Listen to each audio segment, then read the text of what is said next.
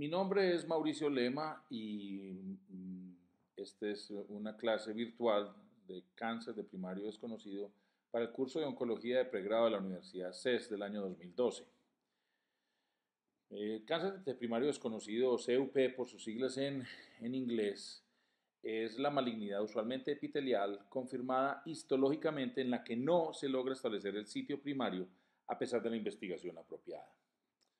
En esta clase tomamos como referencia guía el capítulo número 95 de Harrison de la edición 17, escrito por esos autores, incluyendo a Brucesi, que está en la página 614 en su edición en inglés. El cáncer de primario desconocido está dentro de las 10 causas, de los 10 diagnósticos oncológicos más frecuentes, así que no es una enfermedad rara, y de hecho constituye entre el 3 y el 5% de las neoplasias malignas. Se excluyen usualmente de este rubro, de este diagnóstico, los linfomas, los melanomas y los sarcomas, aunque no haya sitio identificado en cada uno de estos, su manejo es específico para en la enfermedad diseminada de cada uno y no se incluyen dentro de las neoplasias primarias desconocidas. Como en todo en oncología, la base para un adecuado manejo de estos pacientes requiere de un enfoque organizado, ¿sí? Que arranca con una historia clínica y un examen físico, seguido por una evaluación de laboratorio básica que incluye funciones hepáticas, renal y sanguíneas, unos rayos X de tórax que tradicionalmente han sido realizados, aunque su beneficio es muy limitado, una tomografía de tórax, abdomen y pelvis contrastada que a menudo nos da el origen, el primario, y pues nos saca de este síndrome y nos pone en el síndrome específico de la enfermedad que se encuentra. En mujeres la mamografía, especialmente para los adenocarcinomas con metástasis a la axila, y en los hombres el antígeno específico de próstata, especialmente cuando hay metástasis óseas de tipo blásticas. El cáncer de primario desconocido, el mecanismo es desconocido en la mayoría de los casos. Se considera que se ha postulado que el primario es demasiado pequeño para ser identificado con las tecnologías contemporáneas. Y o dos, el primario es controlado por el organismo, por el cuerpo, que lo destruye dejando el primario y destruyendo el primario y dejando solo las metástasis.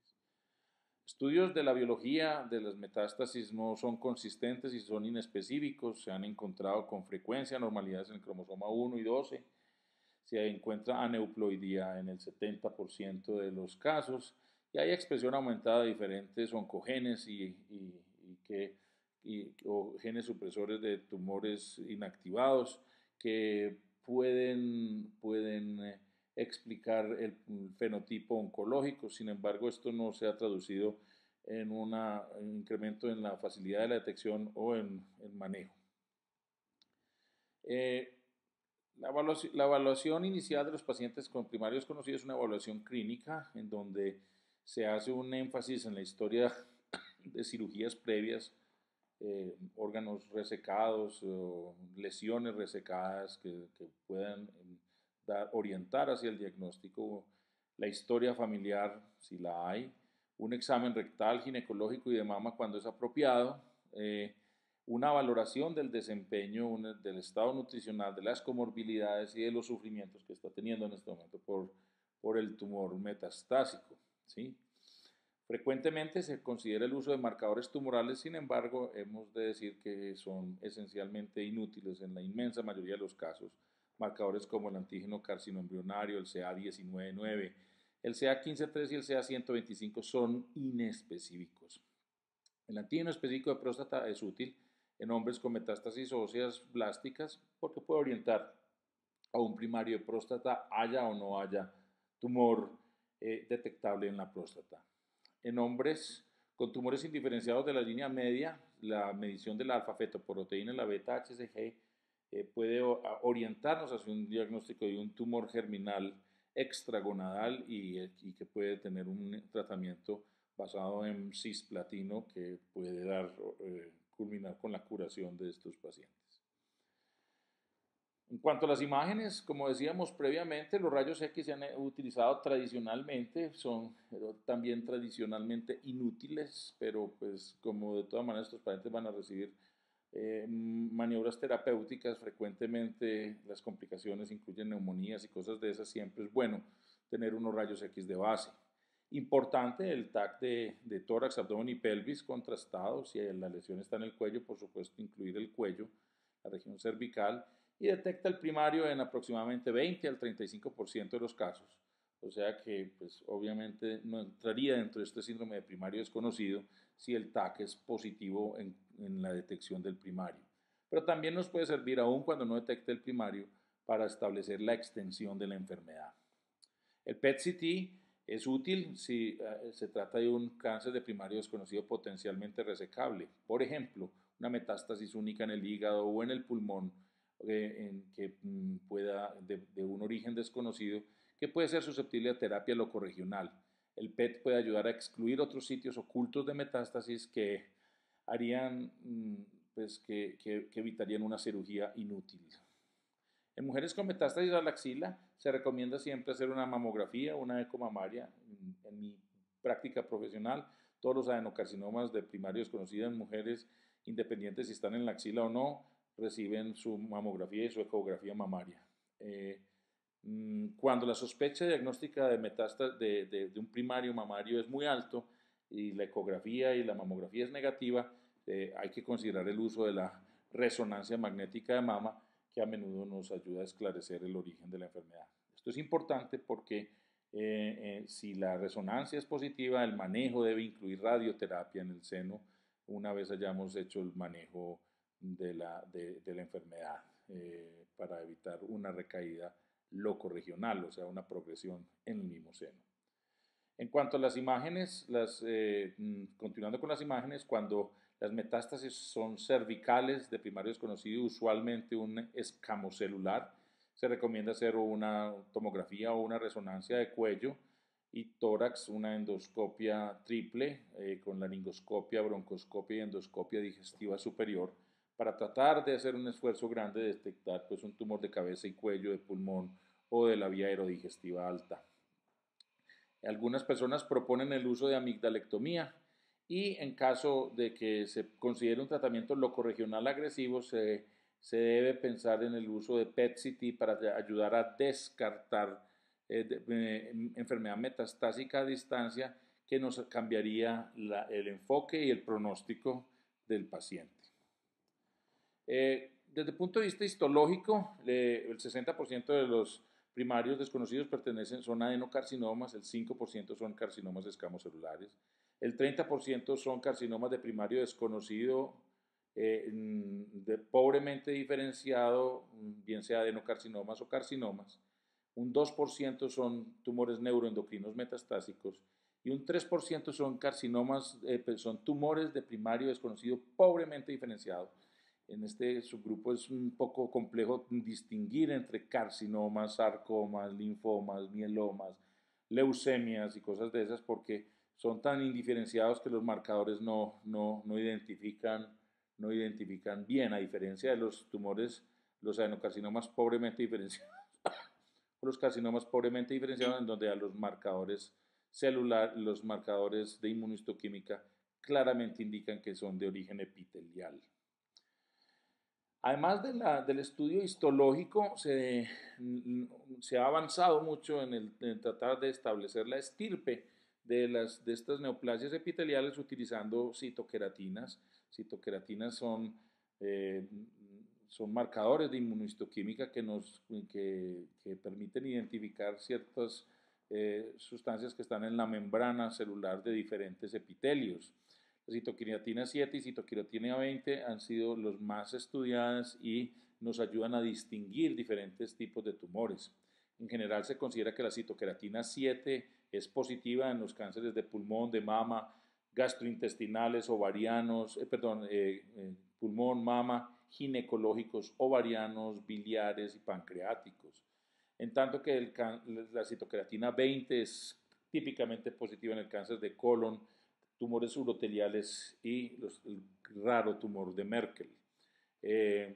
En el capítulo de Harrison hay una tabla que ayuda a discriminar pues, las diferentes histologías basadas en los patrones. En esta diapositiva se hace un resumen muy somero de lo que es más común. En general, la combinación de citocreatina 20 positivo y citocreatina 7 negativo es altamente indicador de tumor de colon y recto. Otros marcadores de inmunistoquímica que son importantes son el TTF1, que orienta a carcinoma de pulmón y de tiroides, la calretinina y el Wilms tumor 1, que es un marcador que son altamente sugestivos de mesotelioma, nos ayudan a distinguir entre metástasis por carcinoma de pulmón o mesotelioma pleural cuando hay lesiones, pues cuando hay derrame pleural maligna. En cáncer de mama hay una proteína fibrosa cística que es bastante específica, así como los receptores de estrógenos y progesterona que son menos específicos. De una gran especificidad es el antígeno específico de próstata y la tiroglobulina, tanto para la próstata como y la tiroides respectivamente. Los tumores neuroendocrinos se caracterizan por la expresión de cromogranina y sinaptofisina y esto ha revolucionado el diagnóstico de estas enfermedades, puesto que su identificación prácticamente establece el diagnóstico. Lo mismo sucede con la expresión o coexpresión de S100 y HMB45, que son altamente específicos para melanoma. Y el antígeno común leucocitario nos ayudan a excluir neoplasias de naturaleza linfoide. El uso de estos cócteles, todos disponibles en nuestro medio, todos ellos de uso común, nos ayudan a tratar de establecer el primario potencial y pueden ayudar a identificar la mejor estrategia para el tratamiento.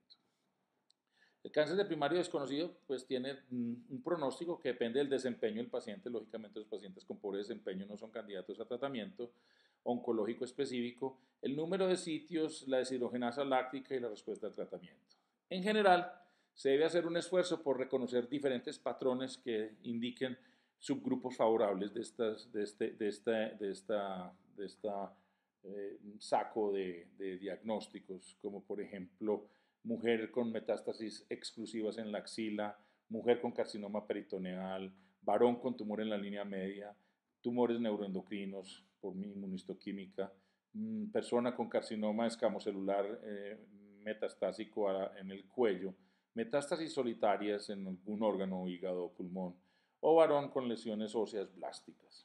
Cuando uno no logra establecer que el paciente pertenece a este subgrupo, usualmente uno establece que se trata de un carcinoma de primario desconocido de naturaleza diseminada y ese también tiene su tratamiento. Veamos, para los subgrupos de buen pronóstico, como mujer con metástasis axilares, se debe manejar como un cáncer de mama estadio 2 y 3 con quimioterapia, cirugía y radioterapia según sea el caso. En mujer con carcinoma peritoneal primario se maneja exactamente un cáncer de ovario estadio 3 con cirugía citorreductiva máxima seguida por quimioterapia adyuvante, con un pronóstico menos bueno que el de cáncer de ovario, pero con una supervivencia mediana del orden de 18 meses. En cuanto a un varón con tumor de la línea media, se debe manejar como un tumor germinal extragonadal y se le puede administrar quimioterapia como BEP basada en cisplatino o etopósido cisplatino con supervivencias a largo plazo del orden del 15% aproximadamente.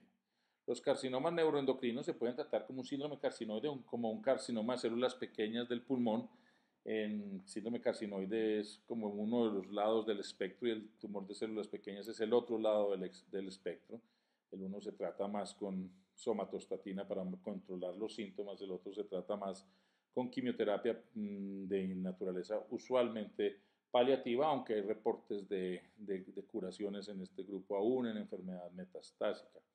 Carcinoma escamocelular cervical se debe manejar como un estadio 4A, o sea, como el que tiene compromiso ganglionar en el cuello y puede incluir cirugía, vaciamiento de cuello seguido por radioterapia posoperatoria, bien sea con o sin quimioterapia. Las metástasis solitarias, considerar cirugía, especialmente si la metástasis solitaria es del hígado. En cáncer de colon se ha visto que cuando hacen metástasis y son exclusivas al hígado, la supervivencia a largo plazo es del orden del 30%. La casuística en primario desconocido es menos satisfactoria, pero bien vale la pena. Estamos hablando de supervivencias a largo plazo en pacientes con enfermedad metastásica. Y varón con lesiones óseas blásticas se debe manejar como un cáncer de próstata metastásico. Hay que pensar en el uso juicioso de la radioterapia en los sitios más sintomáticos y específicamente utilizar terapia hormonal como orquiectomía o deprivación androgénica, pues con análogos de la GnRH con o sin antagonistas antiandrógenos, ¿sí? Antagonistas androgénicos. Estos subgrupos tienen usualmente supervivencias que pueden ser mejores que las del siguiente grupo, que es el carcinoma del primario desconocido diseminado. Los factores de mal pronóstico en este grupo es que haya metástasis cerebrales o hepáticas o adrenales. Y pues hay que hacer un sopesar supremamente bien cuál es el objetivo del tratamiento, qué prefiere el paciente, porque usualmente estos pacientes tienen un pronóstico muy reservado. Y se debe elegir el tratamiento según el desempeño. Pacientes con pobre desempeño probablemente no son candidatos a terapia y pacientes con mejor desempeño son candidatos a tratamiento con una expectativa de control pues, de supervivencia que usualmente es menor del año. En general ha habido varios estudios a través del tiempo en donde se han utilizado diferentes esquemas como carboplatino paclitaxel con etopósido, cisplatino o gemcitabina más gemcitabina, erlotinib más bevacizumab. Este es un esquema particularmente interesante porque no contiene drogas tan tóxicas como los platinos. Y ustedes pueden observar que las tasas de respuesta son más o menos la mitad en aquellos que reciben quimioterapia basada en platino y la tasa de control de la enfermedad es casi del 60% en aquellos basados en agentes biológicos. En general, la decisión muchas veces del esquema en particular nosotros la inclinamos según los marcadores de inmunohistoquímica, la presentación clínica y otros sesgos, pero este enfoque que a menudo hacemos no es basado en una evidencia que sea particularmente fuerte. Hace 10 o 12 años esta clase hubiera terminado aquí, pero hoy en día tenemos ya quimioterapias de segunda línea como gemcitabina, que tiene una tasa de respuesta muy modesta, pero con una tasa de control a largo plazo interesante, con supervivencias de casi 9 meses en pacientes a los que se utiliza gemcitabina en segunda línea. En conclusión, pues los mensajes esenciales: un cáncer de primario desconocido no es tan raro, es el 3 al 5% de los cánceres y por supuesto que es susceptible a enfoque y tratamiento como en todos los procesos oncológicos. Debemos tratar al máximo de establecer los patrones más comunes como metástasis axilares en mujeres, carcinomatosis peritoneal en mujeres, metástasis blásticas en hombres, tumores en la línea media, neuroendocrinos, etc. ¿Sí? Debemos integrar la clínica, las imágenes y la patología, un buen examen clínico, una buena historia, una identificación de lesiones previamente resecadas que pueden que no hayan tenido la significancia grande para el paciente, pueden ser las que nos den la clave para el primario. Y la patología, el uso de la hematoxilina eosina y el uso de inmunohistoquímica es esencial para tratar de ayudar a afinar cuál puede ser el origen, porque definitivamente mientras más preciso sea el diagnóstico, más dirigido es el tratamiento. Y finalmente el tratamiento, pues guiarlo por patrones, tratar de identificar patrones de relativo buen pronóstico y en el caso de quimioterapia de primario desconocido diseminado, considerar quimioterapia paliativa. Pues en nuestro servicio usamos mucho carboplatino, paclitaxel o cisplatino, gemcitabina, cualquiera de los dos parece ser bastante eficaz, considerando que se trata de quimioterapia paliativa con una supervivencia mediana que normalmente es menos del año. Con esto terminamos nuestra clase de carcinoma primario desconocido, clase virtual número 2.